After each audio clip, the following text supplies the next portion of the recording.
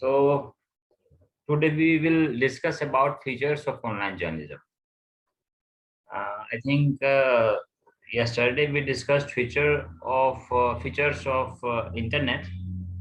Now, because this is a media course and we must know what are the features of online journalism, how online journalism is different from other mediums. So these features make this medium different from other mediums. So there are basically four features: hypertextuality, immediacy, multimediality, and fourth is interactivity. So we will come to all these features one by one. So first, let us discuss about hypertextuality. Basically, hypertextuality means that if you go to a website and if you move a cursor through a web page, it changes into hand shape, right? And which shows that there is some information there, and you can click that information and a page will open and you will get the information, right? So this is what hypertextuality is. I mean, let me demonstrate it for you. So are you seeing this website? Yes, sir. Okay, so now this is the cursor. You are seeing the cursor? In that, Yes, sir. yeah. Yes, sir.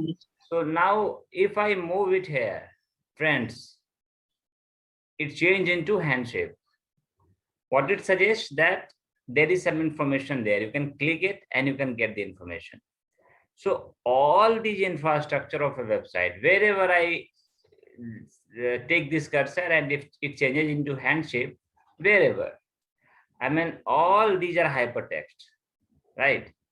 All these are hypertext.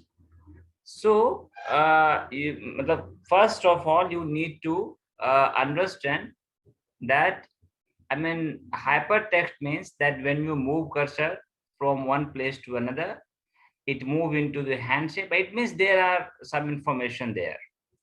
Basically, this concept, hypertextuality, this concept was given by Theodore Nelson in 1962.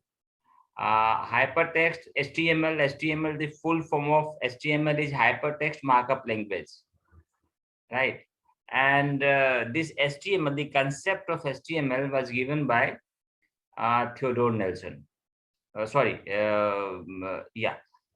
Nelson. But yes, all these debates started during 1945 whenever Bush started Memex. So Memex was developed by whenever Bush in 1945, and later on Theodore Nelson developed this concept of HTML, right? This is what hypertextuality is, and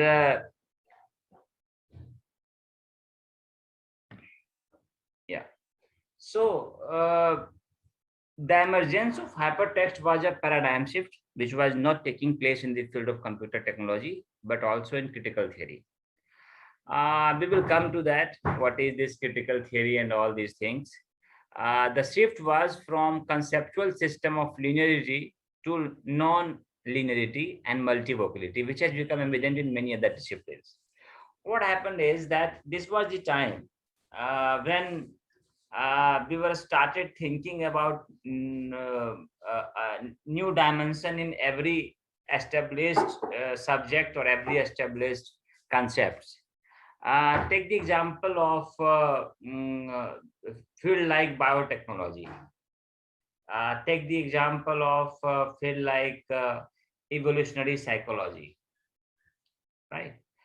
All these were what all these kind of things. The critical theory were taking place. People were thinking that no, we should not think in one direction. We should think in multi-direction. We should think in a non-linear way. Suppose if we are thinking about psychology, then psychology evolution of mankind must have impacted the psychology. So what they did is they took evolution of mankind, evolution of humans, and psychology both come together, and now they have new discipline, evolutionary psychology. In similar manner, we will find that technology, it's okay that technology, we are working on technology, but there is something, it can be implement technology on biology. So biotechnology came in. There are so many fields, bioinformatics. You will find these kind of things started taking place. In this similar manner, you will find that HTML, when HTML came in, and when you have a such kind of infrastructure on a website where people can have different kind of information just one click away.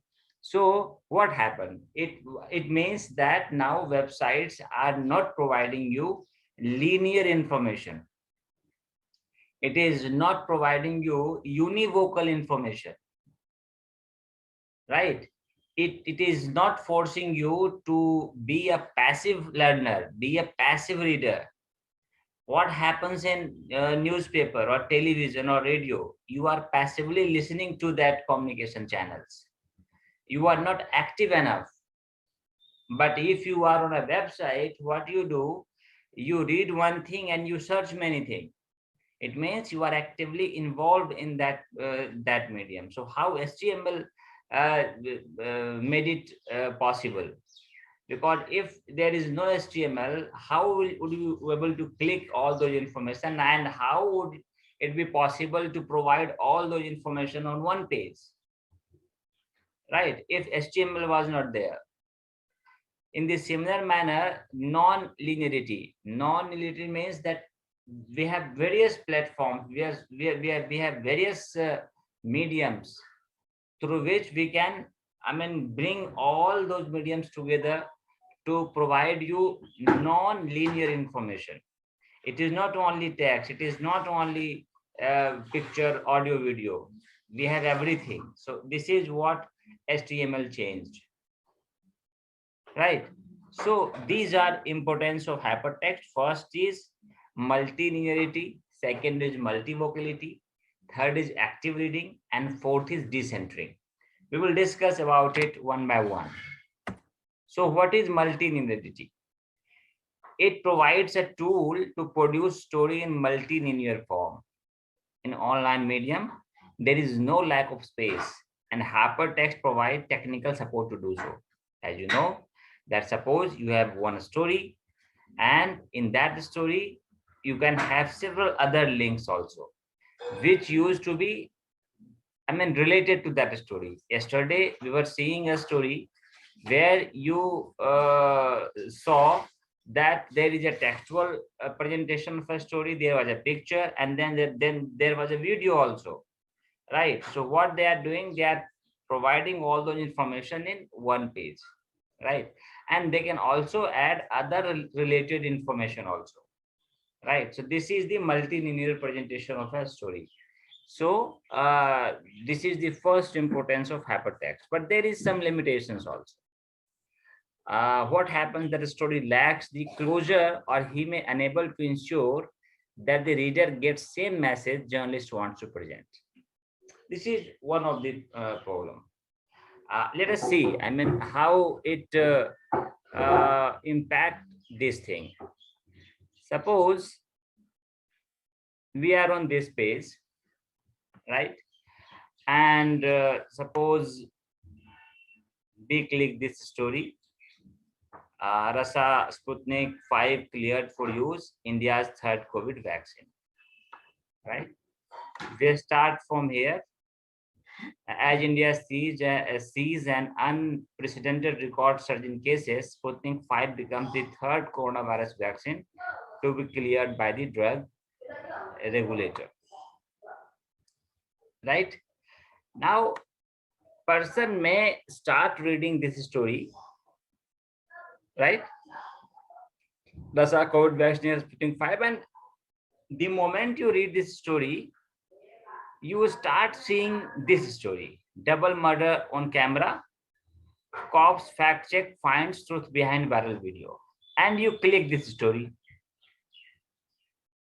You click this story, and suppose you don't click this story. Suppose the what purpose of this story is, the person who, the journalist who wrote this story, his purpose is to give you the details of all those three vaccines which have been cleared by the drug regulator. And you will start reading from here, and you just go 2 3 paragraph, right? Two vaccines, the Serum Institute Covishield and Bharat Biotech Covaxin. Suppose you don't come to this line, you just read these two, paragraph, and in the meantime, what you do is that you click some other story, right? It can happen. And here, suppose here they have provided you all these information about other two vaccines. Suppose this information would have below, then what would have happened? You must have left this story in middle. So this is the limitation. You must have seen that how a user may deviate from the original story to other story. So it's okay that hypertext is providing you all the information, and what happens is that uh, the person may not get the exact message journalist wants to present, and this is the problem. And this hypertext based journalism and hypertext based information sharing has impacted the reading habit of users. Now people don't want to read more. They just skip page by page. They just, keep browsing one page to another page, one content to another content. They don't have patience to stay on one page and read at least for half an hour or 10 minutes or 15 minutes. They don't have, that kind of patience. So this is one of the problem of multilinearity, right? If you provide multilinear information, this kind of problem will take place, right? So this is the limitation. I'm not saying that this should not take place. On Facebook, on other social media platforms, what happens? That if you find the tab read more, how many of you click that tab read more? Think, honestly, no one of you click read more. On in just 2 or 3 lines. Yes, sir. Yeah. Yes, sir. Now, in just 2 3 lines, if person has written something, you read. Otherwise, if it is complicated, if it has a read more button, you don't click that button. So, this is the problem, because you skip the content. You move one content to another content. And this is the problem. That's why I always ask my students to start reading books. Because on new media, because of this feature, you cannot, focus on one content. You will keep browsing other content. So it is better to leave online media if you want to study, and take a book and read. And if you want to read it online, then have a PDF copy of that book, right? And after that, without internet, sit on your computer and then read that PDF book. This is the way you can study. Otherwise, if you want to study on website, through website, it is not possible. This is my experience. I have seen people, they claim that they can study on internet. No, they cannot study. If they can search content, obviously they can search content, quality content, but as far as the study is concerned, they will have to do without internet, right? So I mean anyway, so now move to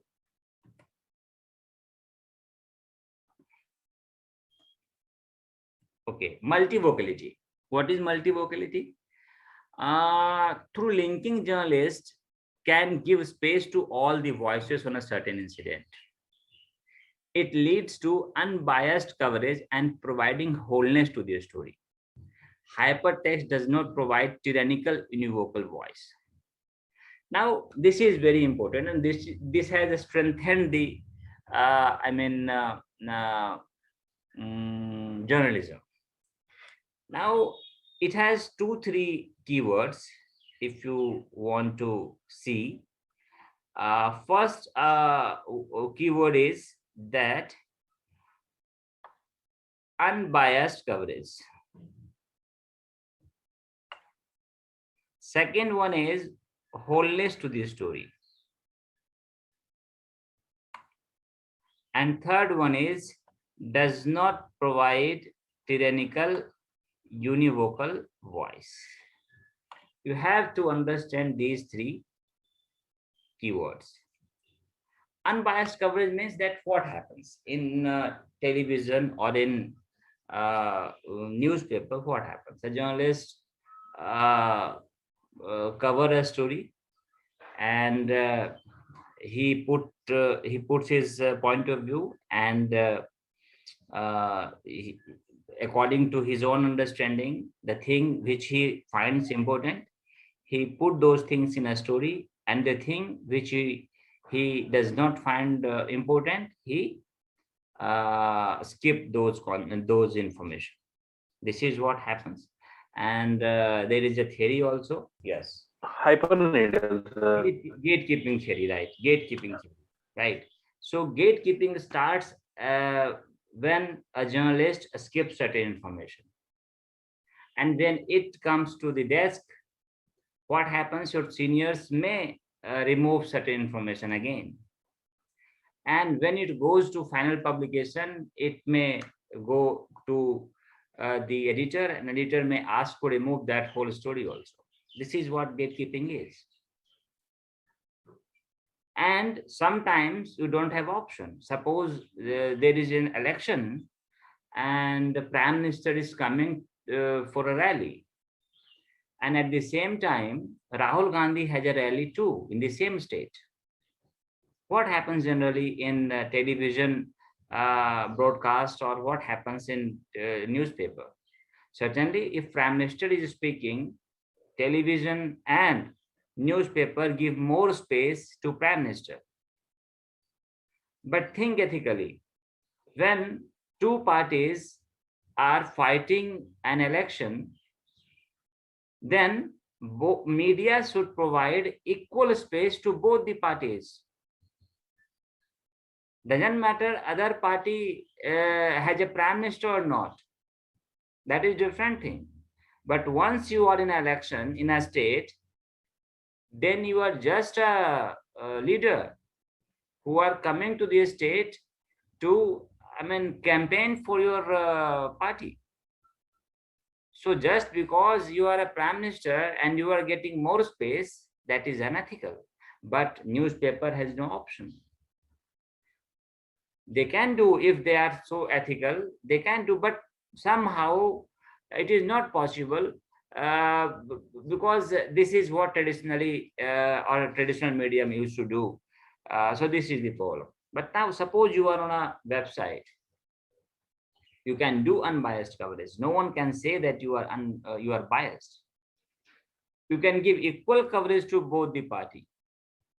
You can give full coverage to Rahul Gandhi rally, and equally you can give full coverage to Narendra Modi rally. You can put gallery for both the story. You can put video footage for both the story,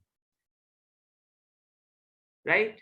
So this provide unbiased coverage and also wholeness to the story. Wholeness means that suppose take the example of farm law, right?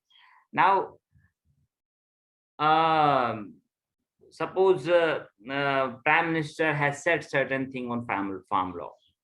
Prime minister has said that this law is good and this law will benefit the farmers. Suppose prime minister has this stand, but at the same time other political parties are criticizing the government stand, and other political leaders are saying, no, this farm law is not good for the nation, this is not good for the farmers, and it may lead to the monopoly in the farm sector also, where big company will play with the lives of farmers. Suppose other parties are saying this kind of thing.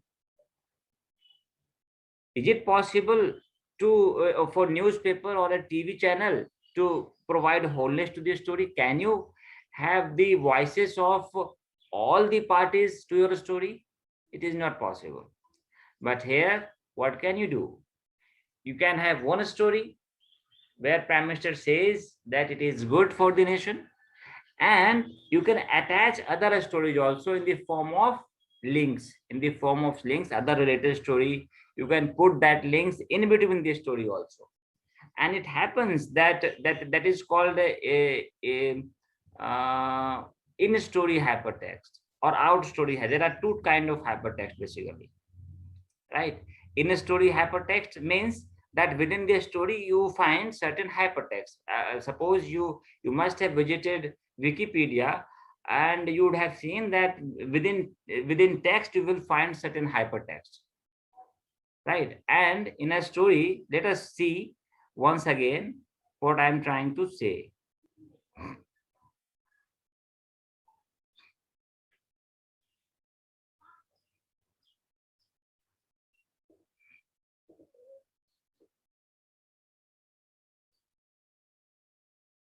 Yeah, suppose this is the story, right?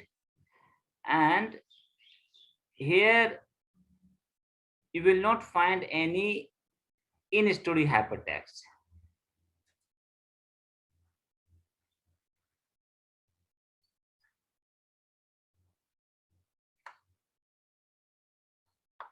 right? But certainly you may find some other related information which is not here. Now let us go to the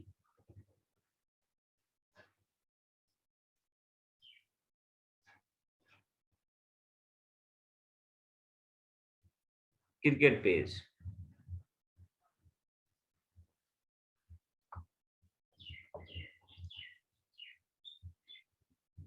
Suppose I click this story.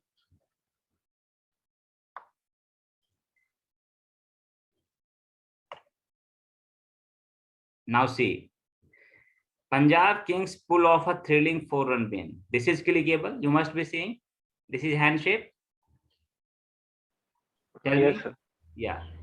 So these kind of hypertexting is called in-text hypertext, right? And these are these are related information. Sanju Samson lights up Twitter with scintillating century against Punjab Kings. These are in-text hypertext. It means related information to that story, right? Related information to. So, I mean, these kind of information is being shared, and how this kind of things can be done. So, suppose as I am telling you that you have different viewpoint on a particular issue. So what can you do? You can start writing that PM Modi has supported the farm law and said that it will benefit the farmers. And after that, but other political leaders, Rahul Gandhi, Sharad Pawar, and Mayabati, how many names you have? You can write those names and say that they have criticized the government. And on every name, Rahul Gandhi, Mayabati, you can make that name as a hyperlink. And if people want to click that name, what Rahul Gandhi said, what Mayabati said, what Sharad Pawar said, they can have the idea of what they said. So by doing so, what are you doing? By doing so, basically, providing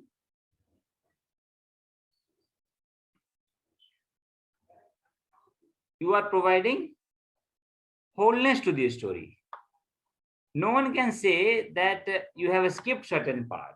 You can say no. Whatever, what Rahul Gandhi said, what Mayapati said, what Sharad Pawar said, what PM said, all we have lot more leaders.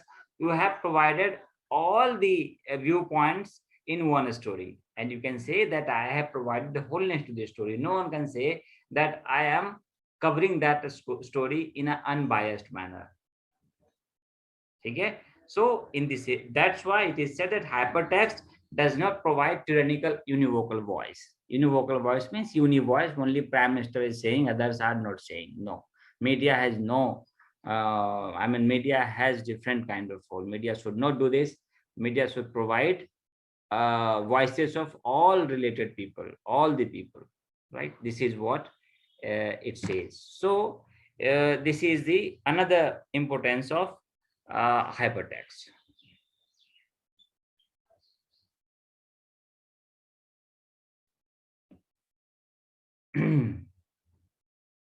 Now,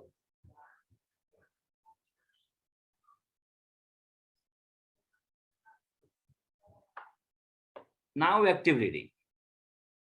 This is another third important point of hypertextuality, and it is very easy that it provides active reading, as hypertext gives multiple options to readers.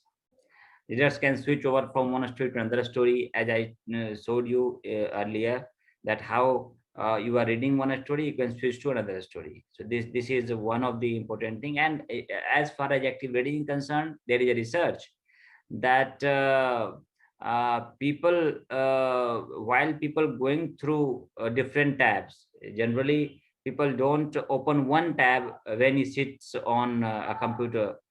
He opens different tabs, right? So it is said that generally it is found that the user opens one tab for in-depth research. When you keep browsing from one content to another, at the same time user keep getting information and keep researching on one issue. So this is what it is found in research, that users don't only browse, they also go for in-depth analysis of a particular story of his interest, certainly. So active readers not only browse, but they also get into finding new information related to his interest area, right? So obviously hypertext provides you this opportunity. You can switch over from one page to another, one section to another, one website to another website, and you can keep getting information from different sources, right? You can have video, you can have social media. If you want to check, suppose so many times it happens that you are on a social media and you get some information, and you find is it true or is it false, and you start searching about that content on the internet. So it happens. So active reading, how it is possible? Just because of hypertext. So again, there is a limitation, same limitation. Again, it implies a partial loss of control on the part of the author, but it can be seen in another way also. But author can be hidden master of maze. It is said that it is that if a person is uh, leaving one page and going to another page, then certainly author lose control of his readers. Author cannot ensure that person may stick to his content and should read the whole content. You cannot ensure. But obviously, because you are the author, so you should be the master of your content. You should know about this habit of the users. Online users always skip one page to another. You should know about this habit, and accordingly you should write your content. So that's why it is said that author should be a hidden master of a maze, right? So write a content in a manner that suppose your reader read only 2 or 3 lines of your content, he get the idea. Try to provide your content in a bulleted form. Try to provide your content in a video form, 1 minute 2 minute video. This is happening nowadays, that you get short video and you get all the information. You make it entertaining, make it informative, make it entertaining. So this is how you have to. We cannot blame users that no, users are not serious, users don't want to read. No, these are, author should not blame users. Author should plan his content accordingly, according to the changing behavior of the users. So this is what hypertext has provided us. So I think we will discuss about interactivity tomorrow, right? So let us stop here and let us discuss if you have understood it or not. If you have any question, you can ask now.